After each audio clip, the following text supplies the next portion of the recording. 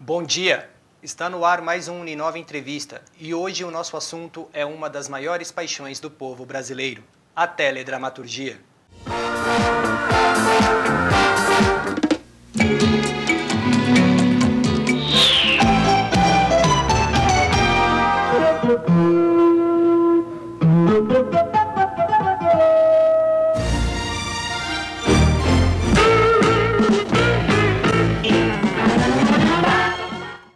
No Brasil, as novelas surgiram na década de 60. Com Glória Magadã, as novelas eram folhetinescas e muito fantasiosas.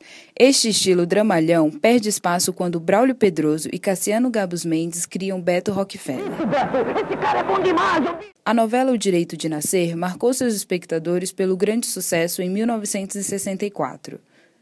Exibida pela TV Tupi, a novela Redenção fez história durante os 2 anos em que esteve no ar, totalizando 596 capítulos, a mais longa da TV brasileira. O sucesso das telenovelas brasileiras já ganhou o mundo. Não me reconoces, mamá Lucinda. Ella es Nina, de quien te hablé, candidata al puesto de la nueva cocinera en esta casa. Eres bienvenida, Nina. Exibidas em diversos países, chamam a atenção por abordar temas importantes. Algumas novelas ficaram na memória, por seus enredos, atores talentosos, personagens marcantes. E como não falar de cenas inesquecíveis? É justo. É muito justo. É justíssimo. Os grandes sucessos do passado estão de volta à TV em nova versão e mais engraçados do que nunca. Já ficou provado que não importa a época e muito menos a classe social. A teledramaturgia está na lista das grandes paixões do povo brasileiro. E para entendermos melhor o mundo mágico das novelas e o porquê muitas vezes algumas pararam o Brasil, no programa de hoje eu converso com o crítico de TV e idealizador do site teledramaturgia.com, Nilson Xavier. Bom dia, Nilson. Obrigado pela sua presença no nosso programa. Bom dia, Felipe.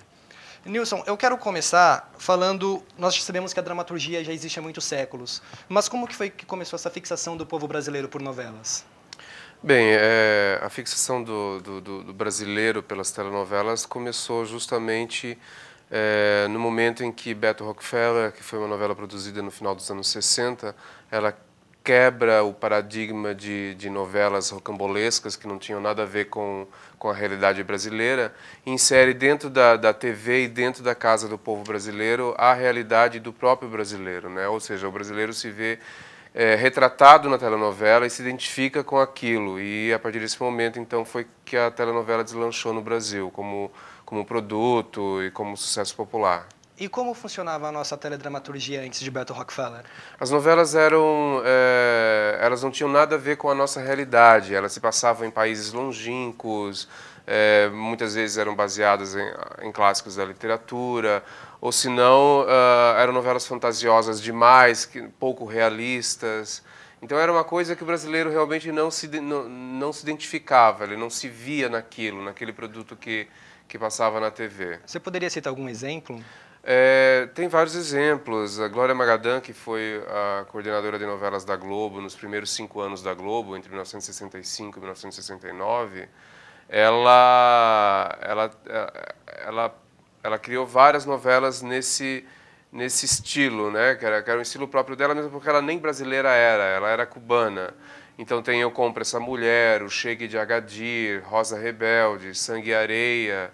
São novelas que não tem nada a ver com a nossa realidade. Ok. Como foi a transição da radionovela para a telenovela? Bem, a TV no Brasil ela foi inaugurada em 1950. As primeiras emissoras de TV vieram mais ou menos por essa época. O que aconteceu é que não existia profissional de televisão, né? Porque era uma coisa nova, então não tinha gente que sabia trabalhar com esse novo veículo. E também não havia muitos televisores disponíveis, não havia uma grande audiência, né? Só as pessoas de classe mais alta que tinham poder aquisitivo para comprar um aparelho de TV, e nós estamos falando da década de 50.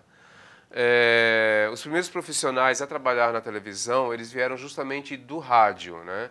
Então, isso não aconteceu não só apenas com a radionovela, mas com jornalismo, com shows, com humorísticos, com infantis.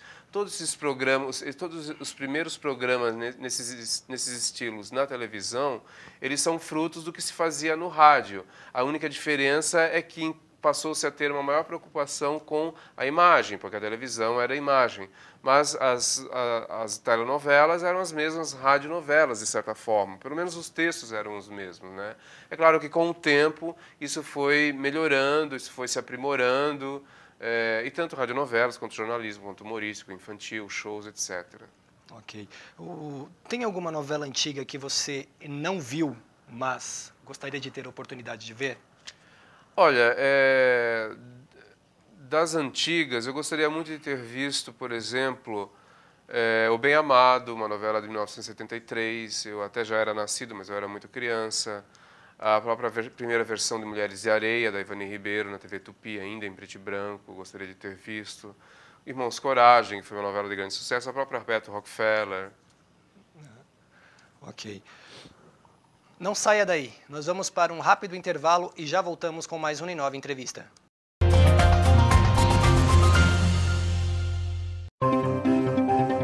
Qualidade é ter tradição de mais de meio século e ser uma das maiores universidades de São Paulo. Qualidade é ter cursos dinâmicos e atualizados, com bibliotecas constantemente renovadas e modernos laboratórios. Qualidade é ter um excelente conceito no MEC, com mestrado e doutorado recomendados pela CAPES. Qualidade é ter um campus sempre perto de você. Qualidade é ter um preço justo que cabe no meu bolso.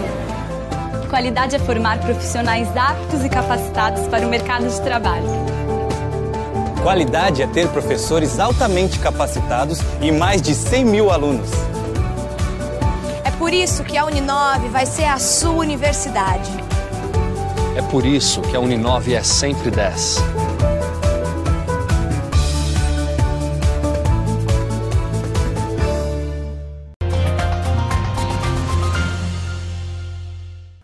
Estamos de volta com o Uninove Entrevista e neste bloco nós continuaremos a conversar com o crítico de TV Nilson Xavier e falaremos um pouco mais sobre a teledramaturgia nos dias atuais. Nilson, quais são as principais falhas dos autores na nossa teledramaturgia na atualidade? É difícil apontar as falhas, né? Porque às vezes o que acontece não depende apenas dos autores.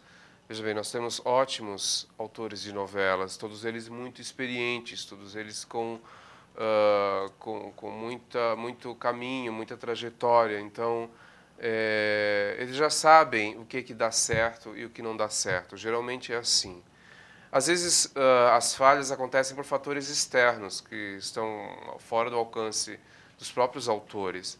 Às vezes é um problema na produção, às vezes é um problema na direção, às vezes é um problema de horário, que não é um horário muito adequado, como uma novela que começa no horário de verão, que não pega, uma novela que começa com horário político, que também tira a audiência de telenovela. Tudo isso são fatores externos que acabam afetando na própria telenovela. Então, normalmente, dificilmente o autor falha sozinho. Não, a telenovela ela é um produto coletivo, né? É claro que a gente diz que Salve Jorge é uma novela de Glória Pérez, só que ela não está sozinha nesse barco, né? Eu acho errado culpar a Glória Pérez por todos os problemas de Salve Jorge. Eu acho que ele tem um grave problema de direção também.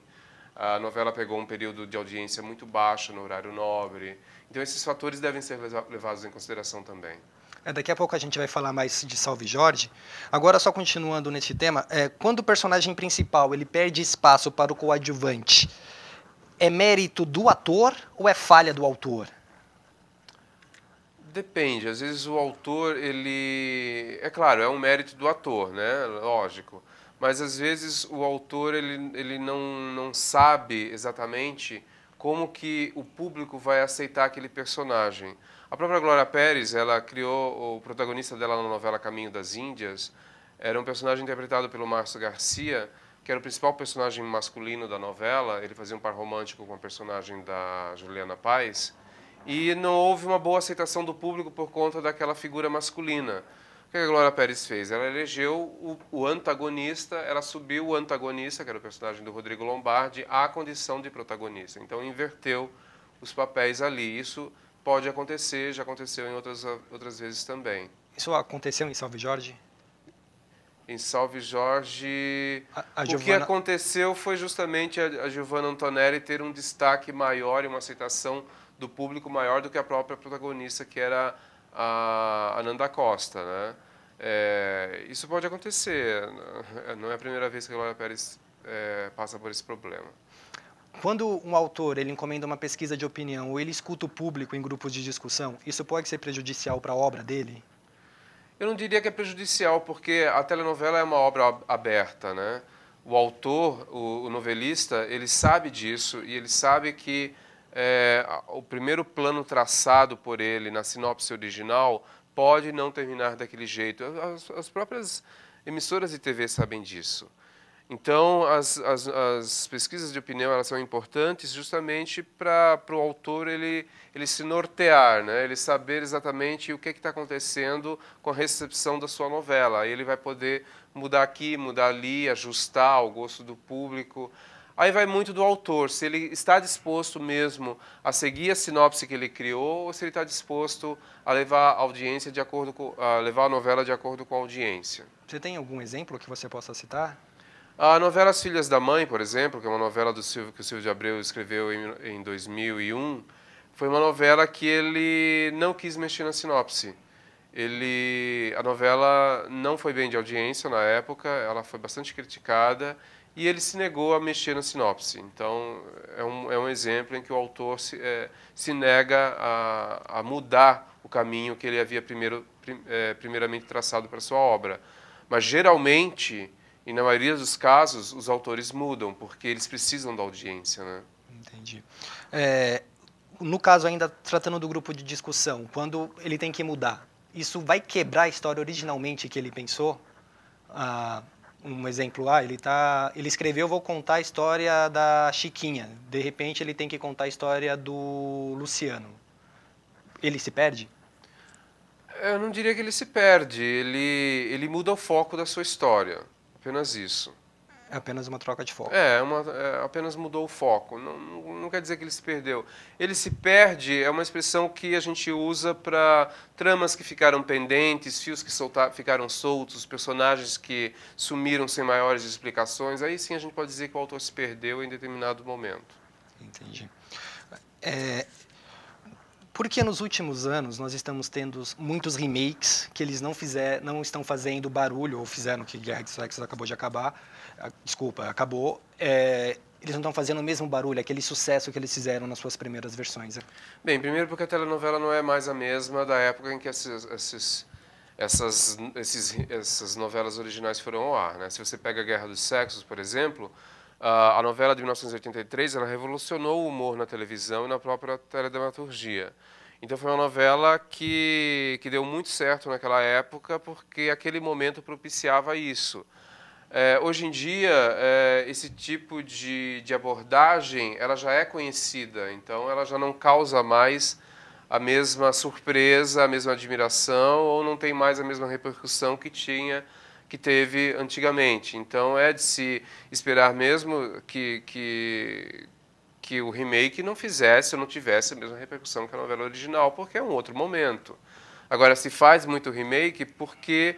Bem, na realidade sempre se fez remake. Desde a década de 60 se faz remake. Nos anos 70, nos anos 80, sempre se fez remake, na realidade. É que agora a Globo abriu um novo horário de novelas, que é o das 11 horas, das 23 horas, né, que são novelas vinculadas na metade do ano, dedicado a remakes. Então, não sacrificou os outros horários, mas abriu um novo horário para remake. Geralmente os remakes eles vão ao ar também às 6 ou às 7 horas, porque são horários... porque a gente sempre espera que o horário das 9 sempre venha uma novela inédita. Já teve algum remake nas 9, no horário das 9? Já, Selva de Pedra teve um remake no horário nobre. Isso foi em 1986. Foi um remake que passou no horário nobre. Acho que foi o único, eu não me lembro de outro no momento. Certo. Uma história bem escrita é peça-chave para o sucesso de uma novela. Na matéria que vamos acompanhar agora, a nossa repórter Juliana Fonseca explora alguns aspectos do momento atual da teledramaturgia, em que grandes autores do passado e novos escritores dividem o espaço na televisão brasileira. Quando se fala em novelas brasileiras, grandes nomes vêm à cabeça, como Janete Claire, Ivani Ribeiro, Cassiano Gabos Mendes e Dia Gomes. Eles influenciaram muitos autores que conhecemos na atualidade, como Silvio de Abreu, Gilberto Braga, Glória Pérez, Marcílio Moraes, entre outros. Aprenderam a escrever como estes mestres da nossa teledramaturgia. Mas o tempo passa para todos, e os brasileiros na décadas de 80 e 90 do século XX viram principalmente novelas desses nomes. Mas é necessária uma renovação. Porém, nas telenovelas, parece que esse processo é mais lento. Autores novos têm surgindo. Exemplos não faltam. João Emanuel Carneiro, Felipe Migués, Isabel de Oliveira, João Ximenes Braga, Thelma Guedes, Duca Rachid, Cristiane Friedman. Eu acho positivo para o mercado de teledramaturgia a entrada de novos autores. Eles só contribuem para que as histórias que vão ao ar diariamente sejam de melhor qualidade, sejam inovadoras. Autores novos e da velha guarda podem entrar em conflito. Avenida Brasil, de João Emanuel Carneiro, e Salve Jorge, de Glória, nos mostra isso. Em Avenida Brasil, ficou muito claro que uma ideia nova pode trazer com um elenco reduzido. Já em Salve Jorge, parece ser o folhetim na sua raiz. O mocinho, a mocinha, tudo para conseguir viver um amor. A Avenida Brasil nos mostrou outra linguagem. Mas eu prefiro dizer que os tempos é que são outros. O público mudou, né? A TV com isso ficou mais careta, já não se pode mais ter atores fumando em cena, uma fala ou outra tem que ser cortada, uma história tem que ser modificada. O público está muito exigente no sentido de, se não gostou, rejeita, e a rejeição é logo difundida, ganha proporções enormes, né? A internet está aí como concorrência. Mas e o público? Qual é a principal diferença que ele vê? Como será, para quem viu as primeiras novelas, ver uma novela hoje? As novelas dos anos 70, elas eram mais tranquilas, elas não tinham tanta maldade, tanto sexo como tem agora. Eu acho que a de agora é mais abusada, elas são mais abusadas. Ela podia até estar pelada, mas não era apelativa, que nem agora. Agora, além de elas estarem peladas, elas são para a cama já. A nossa teledramaturgia já teve dias gloriosos, principalmente na década de 70, quando passavam várias novelas no mesmo horário, uma concorrência onde o público podia escolher a história em que queria ver. Será que isso pode voltar a acontecer? As emissoras sabem que a Globo tem uma força enorme, tem um público cativo há anos, uma tradição. Mudar isso é complicado. Eu acho que o caminho para as outras emissoras seja de fidelizar o público. A nossa teledramaturgia vem caminhando, gerando investimento e concorrência. As famílias querem se sentar à frente da televisão, juntamente com seus filhos, para apreciarem belas histórias. A teledramaturgia brasileira já chegou na convergência de mídias. Se você perdeu o capítulo, você pode assisti-lo na internet a hora que quiser. Esta é uma nova tendência. Nilson, nessa matéria que acabamos de ver, apesar do João Emanuel Carneiro ele ter inovado com o elenco reduzido, nós podemos dizer que os novos autores eles são crias de Gilberto Braga, Guinaldo Silva, Silvio de Abreu, entre outros. A que você atribui essa renovação de nomes e não de estilos? Bem, eu diria que os novos autores... Bem, primeiro que para você mostrar a sua cara na TV, você precisa ter o apadrinhamento de um veterano, né? Então, se um novo autor ele surge com uma nova novela, ele sempre vai começar sendo supervisionado por um veterano. No caso do João Emanuel Carneiro, a primeira novela solo dele foi Da Cor do Pecado, de 2004, e o Silvio de Abreu foi o autor que supervisionou o texto dele. A mesma coisa, Thelma Guedes e Duca Rachid, O Profeta foi supervisionada pelo Valcir Carrasco. E a partir do momento que eles podem seguir sozinhos, eu já vejo autores novatos impondo ou colocando um estilo próprio, como é o caso do João Emanuel Carneiro. Tanto na Favorita quanto em Avenida Brasil, ele já mostrou a que veio, entendeu?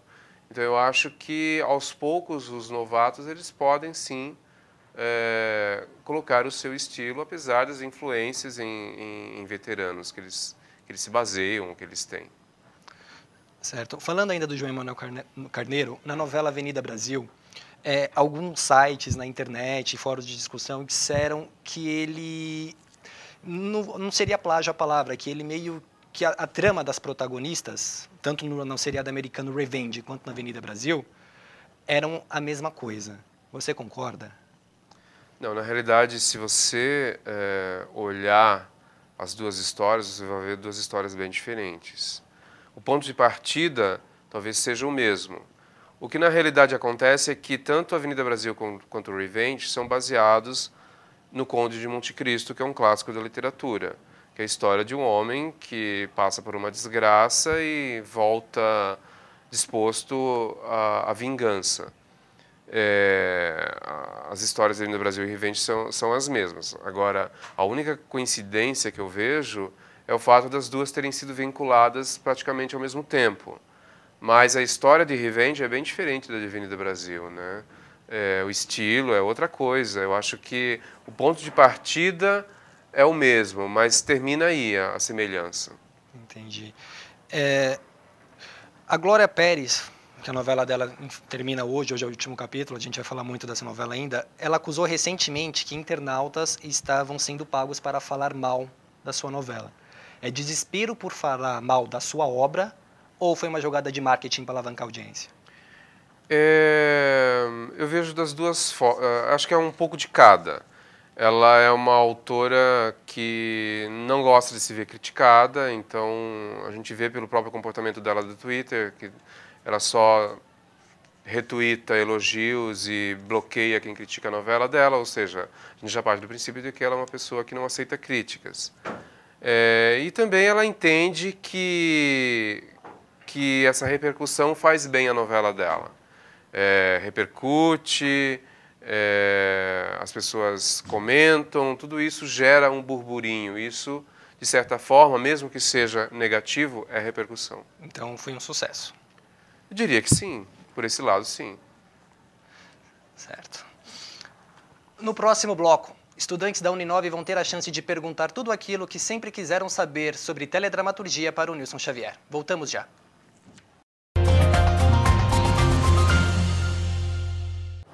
Tradição de mais de meio século de ensino. Modernos laboratórios e bibliotecas. Corpo docente qualificado. A maior instituição de ensino de São Paulo. Cursos dinâmicos e atualizados. Localização privilegiada. Mais de 100 mil alunos. Preço justo que cabe no meu bolso. Mestrado e doutorado recomendados pela CAPES. Cursos com excelente conceito no MEC. Entendeu agora por que eu escolhi a Uninove? A Uninove é sempre 10.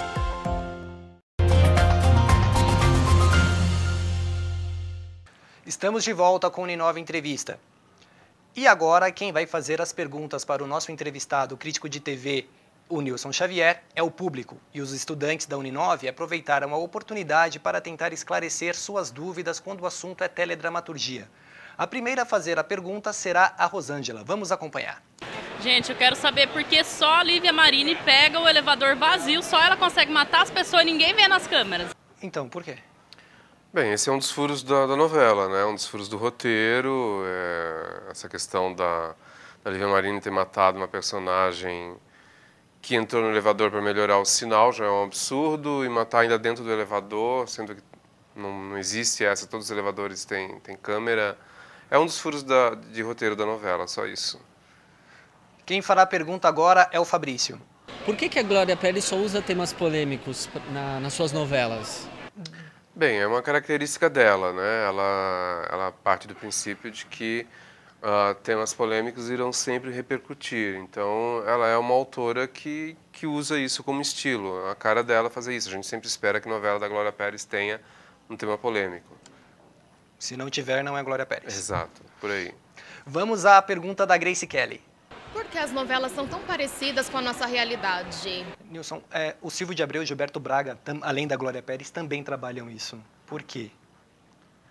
Bem, é uma característica também. As novelas, elas têm um pé na realidade. Tanto que se você não usar da realidade, o público reclama. Você vê em Salve Jorge, por exemplo, que a Glória Pérez começou com um estilo mais realista e ela teve que pisar na fantasia para a novela poder pegar, entendeu? Então isso já é uma exigência do público. As novelas elas têm essa característica de começarem sempre mostrar um pouco a realidade. É claro que depende muito da proposta da novela. Tem novela que o público já sabe que é uma fantasia, como Cordel Encantado, por exemplo, que era uma fantasia. Depende muito do autor, depende muito do horário, do estilo da novela também. Entendi. A próxima pergunta é do Davi. Por que as novelas do horário nobre são tão realistas e as novelas do horário das 7 horas são mais fictícias? Isso é uma questão de segmentação de público, né, de acordo com o horário. O nome disso é grade horizontal, que foi montada lá no início dos anos 70, né, que ocupa todo o horário nobre da TV brasileira. Ou seja, a novela das 6, que é uma novela mais romântica, geralmente, um telejornal, novela das 7, que geralmente é uma comédia, pode ser uma comédia rasgada, um pastelão ou uma comédia romântica, um outro telejornal e depois a novela das 9, que então é uma novela mais realista, com dramas mais sérios e mais pesados. Sempre foi assim desde o início da década de 70 e provavelmente vai continuar sendo assim por muito tempo. Mas isso nós vemos praticamente na Rede Globo, nas outras emissoras não vemos tanto. As outras emissoras elas não têm 3 novelas, né? Então a pergunta dele era justamente essa, por que a novela das 9 é mais realista? Como as outras emissoras não têm 3 horários de novelas, geralmente tem um apenas ou 2 no máximo, e nunca coincide com as novelas da Globo, porque eles não querem bater com a audiência das novelas da Globo, então eles não seguem essa cartilha. Ok. É a vez da Richelle fazer a sua pergunta. Por que o melhor da novela acaba sempre no sábado à noite e a gente só fica sabendo na segunda?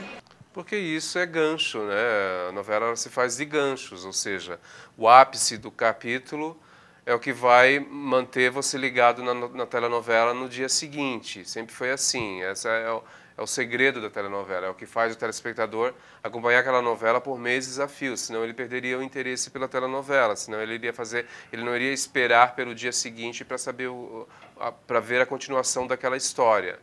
E ela especifica mais o caso de sábado para segunda, porque justamente tem um dia no meio, que é o domingo, que não tem novela.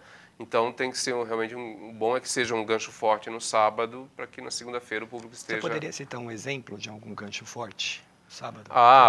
É difícil, mas Avenida Brasil foi uma novela cheia de ganchos bons, né, independente do dia ser sábado ou não.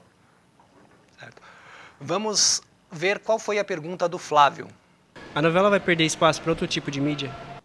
Eu acredito que não, eu acredito que a telenovela, assim como sempre aconteceu, ela vai acompanhar a evolução ou a mudança da sociedade. Então, se aparecem novas mídias que concorrem com a novela, por que não ser parceira da telenovela? Isso já aconteceu, nós tivemos casos de transmídia dentro de telenovela, como foi Cheias de Charme, que lançou o primeiro clipe das Empreguetes, primeiro na internet e depois dentro da própria novela. Então isso já é um diálogo que a telenovela tem com as outras mídias, no caso a internet. Agora é a vez do Augusto fazer a sua pergunta. Por que as novelas se resolvem tudo no último capítulo? Roberto Braga e Silvio de Abreu são especialistas nisso. Na realidade, todos, né? Na realidade, é que assim, as histórias, elas levam 6, 7, 8 meses, né? E o autor ele tem esse tempo todo para desenrolar sua trama. Com a iminência do fim, ele vai então se apressar, ele pode... por uma questão de programação, pode ter deixado realmente tudo para o último capítulo, isso já aconteceu várias vezes, Manuel Carlos faz muito isso, de resolver tudo no último capítulo, mas isso é comum de acontecer mesmo. Mas então, quando o autor escreve, ele já pensou no último capítulo? Ele só vai fazer... Não que ele já pensou no último capítulo, mas ele já está mais ou menos tudo escalonado, né? Agora, é claro, como a TV é uma obra, a telenovela é uma obra aberta, ele pode mudar muita coisa, pode sair do planejamento dele, por isso esse atropelamento no último capítulo. A próxima pergunta é a da Miriam. Por que os bordões da novela não estão na boca do povo? Então, Glória Pérez sempre, o clone, não é brinquedo não, mas essa novela que se passa na Turquia não fez um bordão... Pois é, eu acho que o grande bordão da novela aconteceu apenas no final, né? Que foi a Maria Vanúbia, a personagem piriguete do Morro do Alemão, que acabou indo para a Turquia e conseguiu escapar dos criminosos da organização, ela criou alguns bordões de última hora, pipi, recalque internacional, esse tipo de coisa, aquele palavreado dela, né? Mas, de fato, essa novela, como foi uma novela que não caiu tanto no gosto do público, acabou não rendendo muito essa questão de bordões. Ok. E a última pergunta é da Ana Carolina. Por que toda novela do Manuel Carlos tem uma Helena? Porque é uma característica dele, ele sempre gosta de chamar a sua protagonista de Helena. Não é nada pessoal, ele já deu entrevista dizendo que não é o nome de filha, nem de mulher, nem teve um grande amor da vida dele chamado Helena, nem nada. Apenas uma característica dele, uma marca registrada do Manuel Carlos. E ele nunca fez uma novela com o nome Helena? Oi? Ele sempre faz novela Não, uma novela de nome, a novela. O nome não, novela. Helena não, ele não. Ok. Para encerrar o programa de hoje, eu quero te perguntar o seguinte. Na nossa atualidade, Nilson, o que está faltando para termos autores como Janete Claire, Ivani Ribeiro, Dias Gomes e Cassiano Gabus Mendes? É difícil responder, porque, como eu falei para você, cobra-se muito do autor, né, essa questão de audiência. E a TV brasileira ela não é mais a mesma da época desses autores que você citou, entendeu? Hoje em dia não existe mais essa primazia, essa soberania que esses autores tiveram ou exerceram em suas épocas, né? Todos eles que você citou estão falecidos.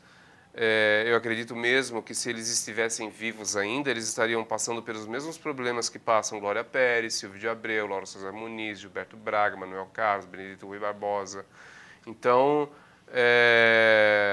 na realidade, a culpa não é tanto dos autores, mas a TV ela passa realmente por um momento de transição, de transformação, de concorrência com outras mídias, tal, e é um momento de se repensar a forma de se fazer e se ver novela no Brasil.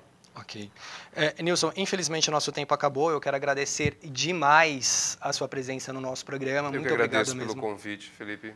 A câmera é sua, você pode usar essa aqui ou aquela ali, tanto faz, escolhe. Deixa os seus contatos para o pessoal que quer saber mais sobre teledramaturgia, por favor. Ok, bem, eu tenho um livro publicado, é o Almanaque da Telenovela Brasileira. O meu site é o teledramaturgia.com.br, que é um banco de dados de pesquisa, onde você pode consultar todas as produções de teledramaturgia no Brasil.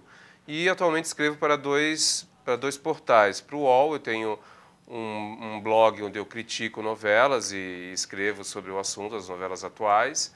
E sobre memória da telenovela eu escrevo mais especificamente para o portal do Canal Viva. É isso, obrigado pela participação. Imagina, eu que agradeço. E você que nos acompanhou, obrigado pela sua audiência. E semana que vem nós estaremos de volta com mais uma Uninove Entrevista. Até lá!